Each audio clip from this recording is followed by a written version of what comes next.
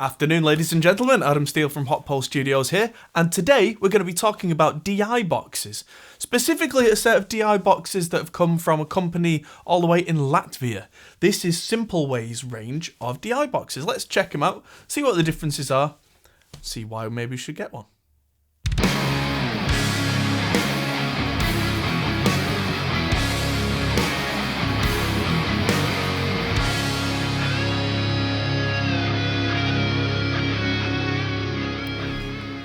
But first off, full disclosure, Simpleway have not paid me to make this video or anything. This isn't a paid sponsored video. This is just a friend of mine knows the guys from Simpleway and wanted me to get them sent over and give these a go and talk about what makes them interesting and special. Because to a lot of people, a DI box is a DI box and they do one thing and they do it well. So for a lot of people, arguably, a cheap DI box is as good as an expensive one, right? Well, depends.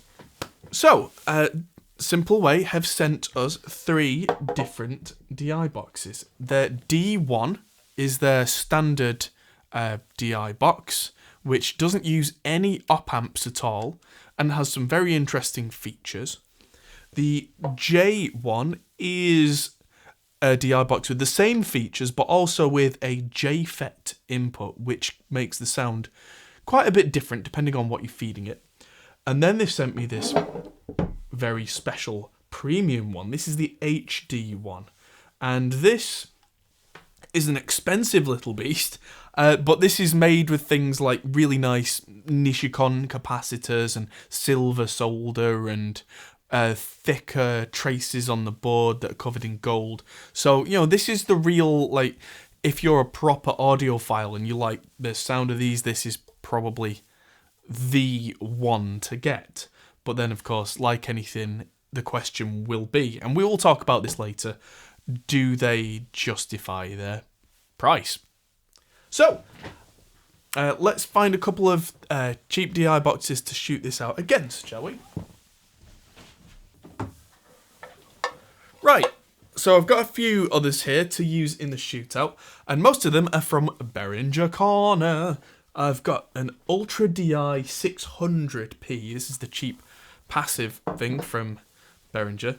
I've got their Ultra G, which I'm going to use as well, which is the same as their DI 100, but it's got some guitar circuitry in which we won't be using today, but it's an active DI box. And this one I won't be using for comparison because this is a Groove Tubes Ditto, but this is practically a Valve preamp. So this is a very different thing. It's big and chunky and completely different in terms of its philosophy. So, just wanted to mention that because some of the features that these things have, before we even get into practical demonstration, are very clever.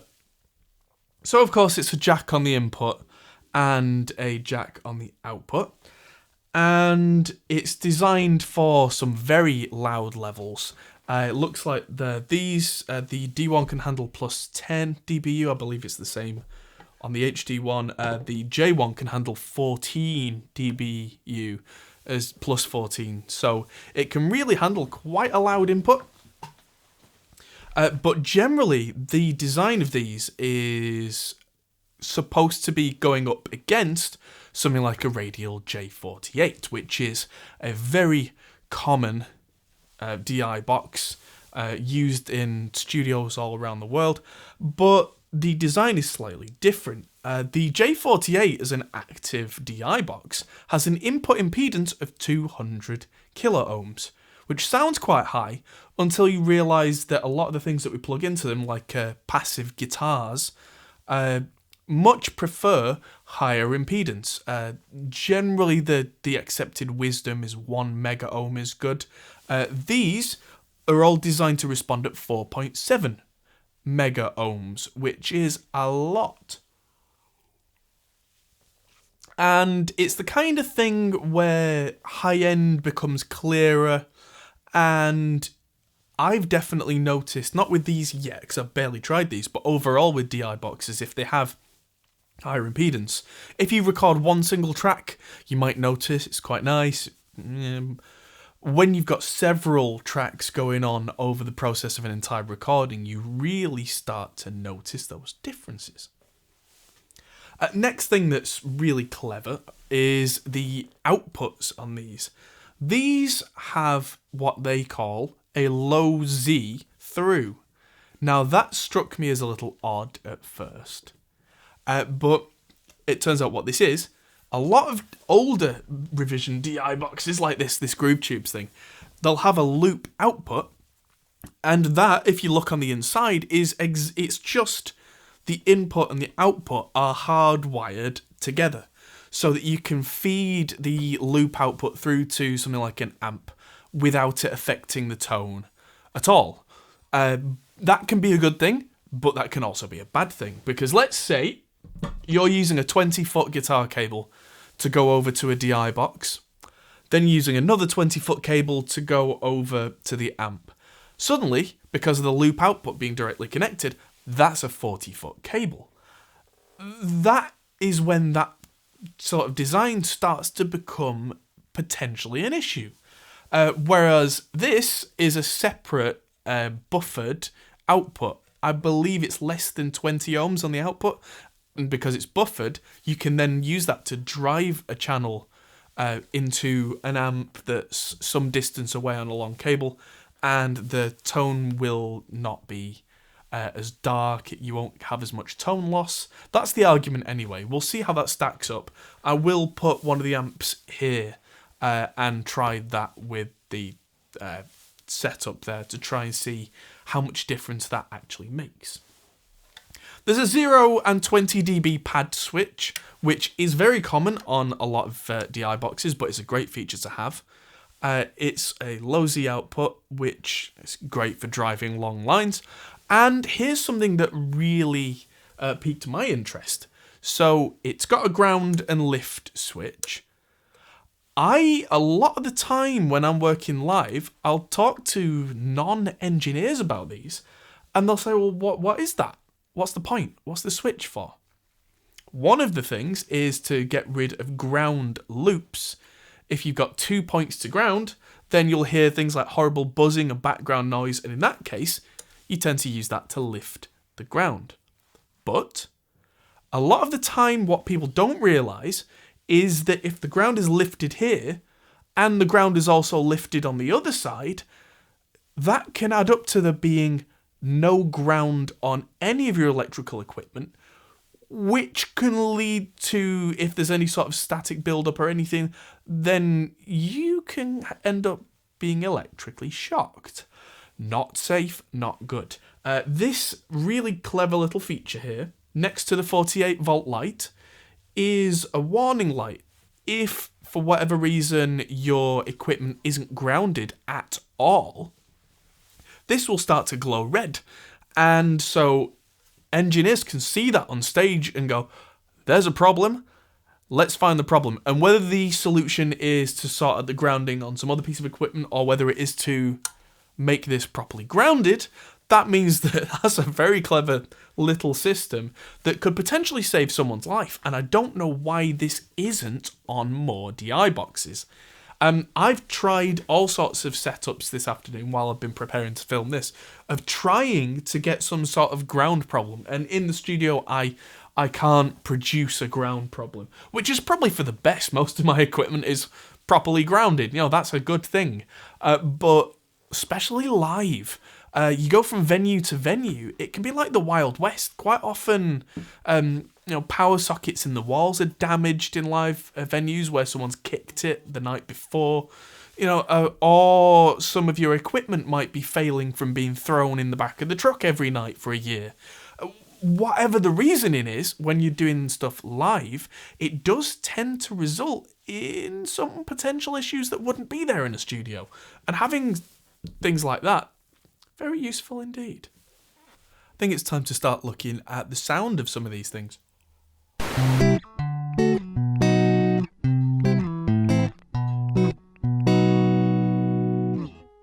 That's how this Behringer Ultra G sounds, with nothing touched and just generally on.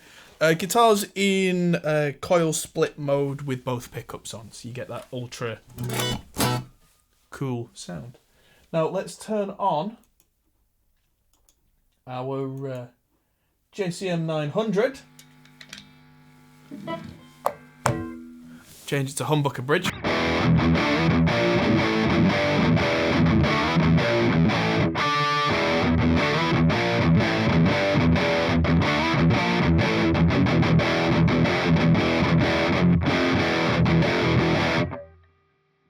Cool. Now let's switch it out for the D1.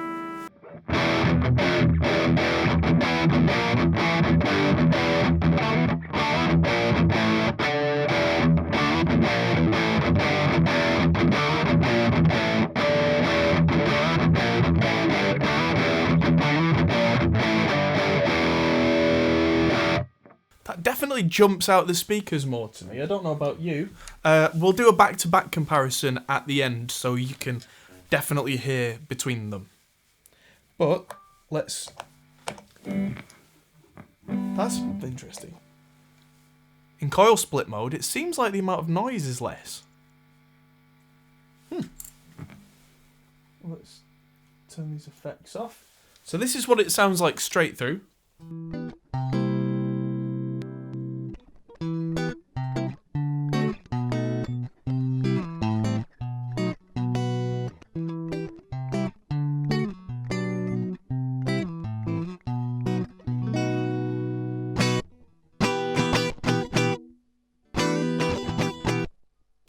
It's not as loud, that's for sure. Interesting. Let's see how the D1 compares, because I can always do a back-to-back and gain match them as well. Because if one's slightly hotter output or lesser output, then a front of house engineer would just adjust the gain to suit anyway, within reason. All right, on to the J1.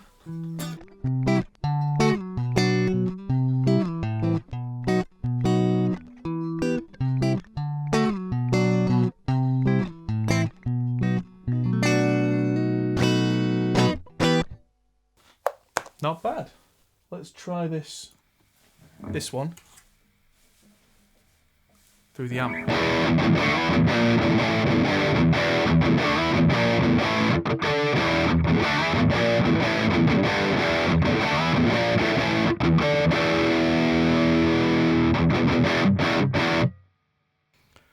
That's really got some forwardness to it. I think it's hard to define. But so far, these two simple ways compared to the Behringer have had more clarity on the top end, and I've not changed anything.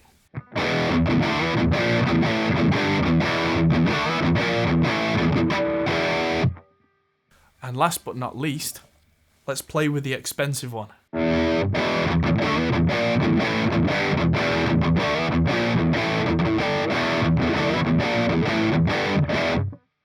I've got a model of a boosted JCM 900 here with a real kind of boost going into the input, and the drive's really high. I don't have a gate on right now, and the noise floor is still below -60 once we take into account the mic preamp and the converters and the DI box. No gate needed. That's ridiculous. And the fact that I can, without a gate, do this, that's impressive. This one seems to not be quite as forward sounding as the J1, probably because it's not a JFET design. It's apparently a bipolar design. I'm not an electrical engineer. I'm not entirely sure what that means, but it's not based on op amps. I know that much. Op amps can be quite noisy, and this, as you can hear, very much not. There's no transformers either, so however they've done this, it's very clever.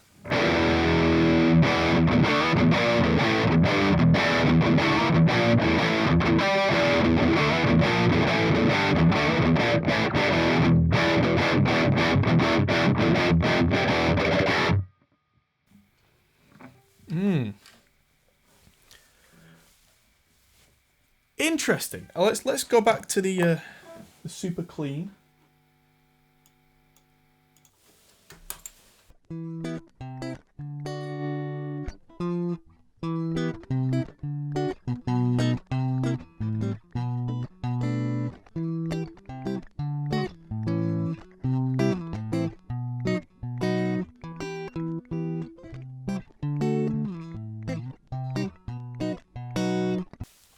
Now, I did calibrate the input here so that if I absolutely smack this thing with the humbuckers in, it registers around -6 as a peak.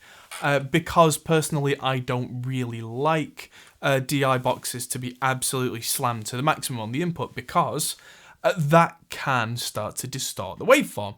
And my first impressions of these DI boxes were that it was slightly underwhelming. It just kind of sounded like, okay. But then I stopped and thought for a minute. Sometimes the distortion in some of the cheaper DI boxes can come across as a kind of a more in your face, more aggressive kind of thing. But then usually when it comes to mix time, that kind of distortion is not the right kind of distortion. It stops clarity and makes you have to fight with EQs and really struggle to mix. And that's definitely my personal experience with DI boxes. I've always found it much better for me using this tube and transformer based DI box, which actually has quite a poor frequency response. It goes from something like 25 Hz to about 18K, than something like the Behringer, which initially sounds good, even with like virtual amps that are absolutely screaming, but then over time you start to find that there's kind of a hashy top end, which comes from driving the DI too hard, then driving the mic preamp too hard. All that kind of stuff adds up to bad news. This kind of philosophy seems to work very well. I mean, the fact that, all this time, that's the amount of noise that there is on this entire thing. If I do this,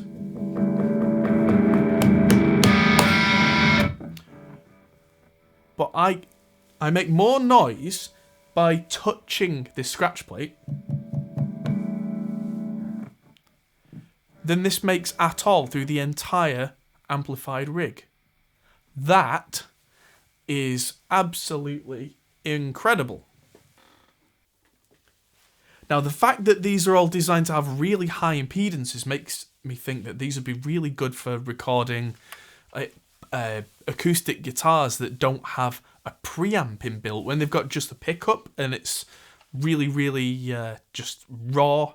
Like, I've got an old Yamaha over there that's got no strings on it right now, so that's a shame I can't show you that because it's kind of half dead. But any passive instruments with piezo pickups, piezo, still don't know how you pronounce that. That kind of really high impedance will help to bring all the clarity out of those kind of instruments. Also works perfectly well with active instruments. Let's try an active bass.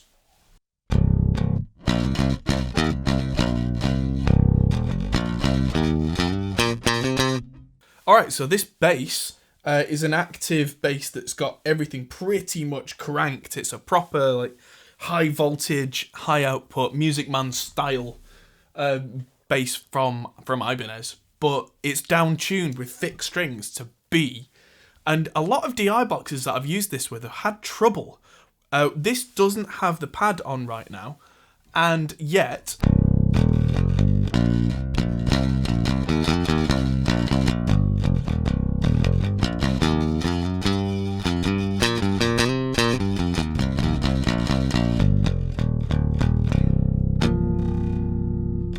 sounds thick, sounds full. The ultra low end is so clean. My subs are picking that up wonderfully.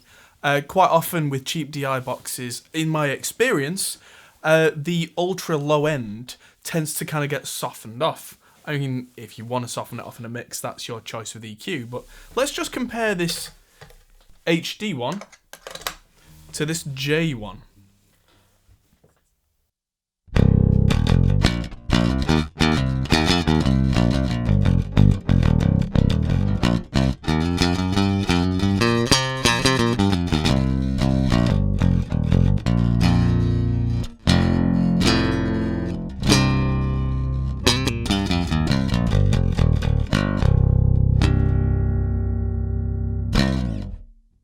Yeah, I like this JFET one on bass.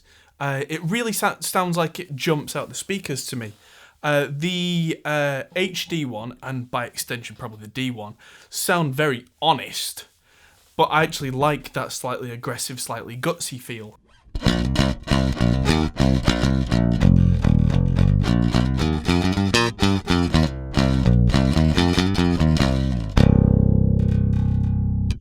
Yeah, can probably put a load of distortion on that.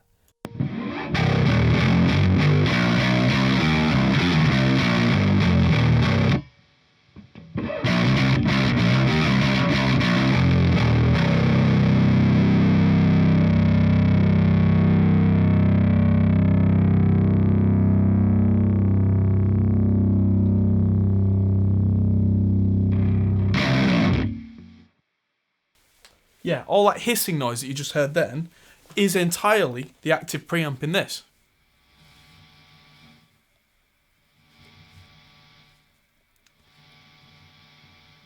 That's really impressive that's that JCM 800 that we had on the guitar, still dimed, and with the volume down on here, because it's active, it's not an impedance thing, we can hear the self noise on the J1 is so low compared to...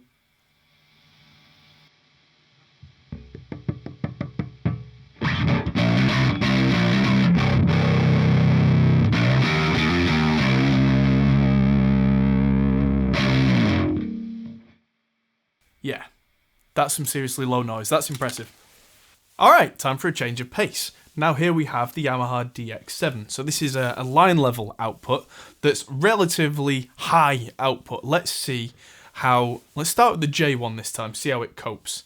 So the high end, let's try the Celeste patch. This is going to sound very kind of high.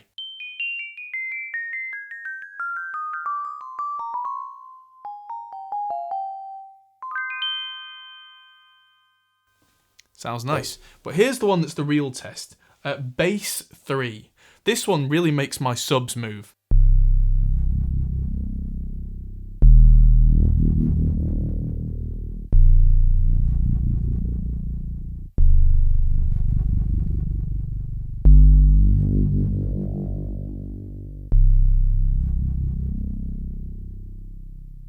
Nice. Let's see how the HD one handles that.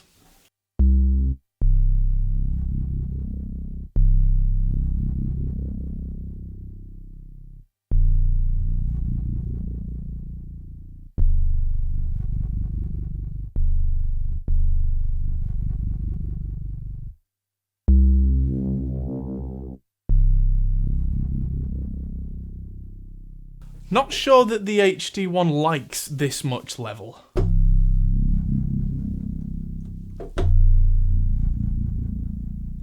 Sounds a bit cleaner, but I'm not sure if that on the top end is from a slight overload.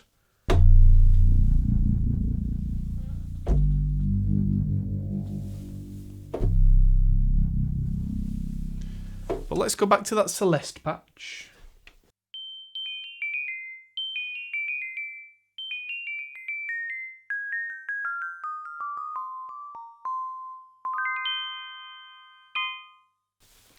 Definitely clean, very transparent.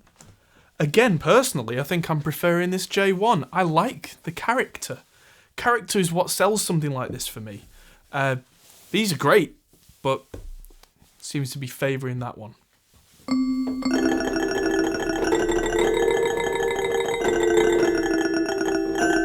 So out of the three of these, I do seem to prefer the one that's got the JFET input rather than the other two, which are still good, but they're very kind of clean and clinical, and would be really good with something like an acoustic guitar where you want kind of a transparency, whereas I like character. So next thing to talk about is price.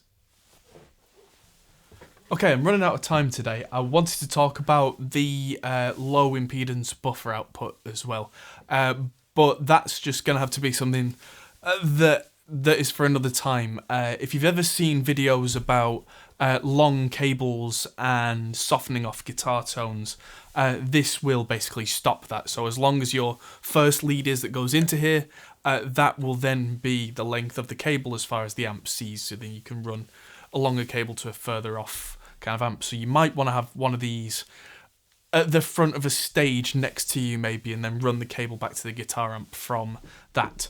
So, back to price.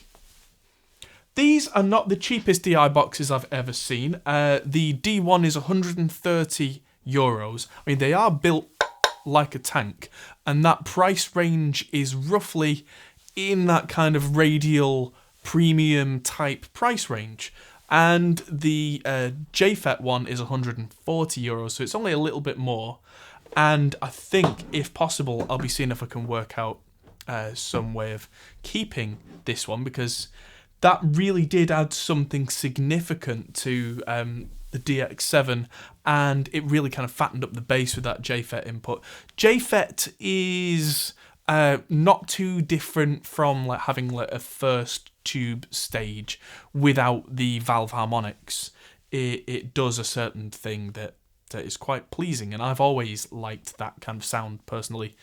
I'm getting off track. The HD one, these are €240, so these are not cheap by any stretch of the imagination. But if I show you this shot of the insides, this is made with some seriously high class and expensive components. And of course, expensive components make for expensive price. So this is the kind of thing where if you want one DI box that's clean and clear and will see you right for the rest of your life, I guess. I mean, I don't know how long some of these Nishikon capacitors will last, but I've seen really high quality equipment from the 70s and the 80s with capacitors on this level of quality that are still working perfectly well, so that should be a good indication.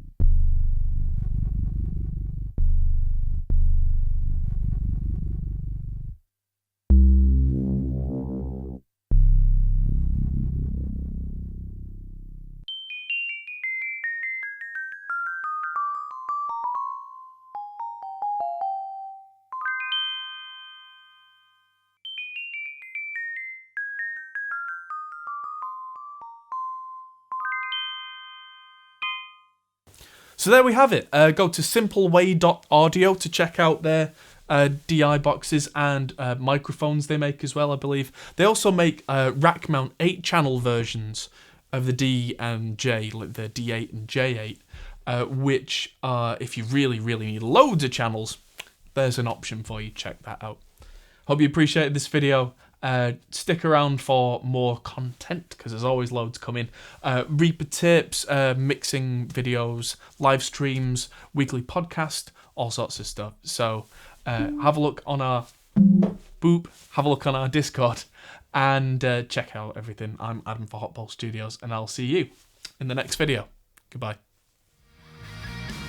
Hey everyone, that might be the end of the video, but if you fancy carrying on this conversation, we have a Discord server, link is in the description. We're also on Patreon, which is something you can really help us with. We also are on Facebook, Instagram and Twitter at Hot Ball Studios. See you there.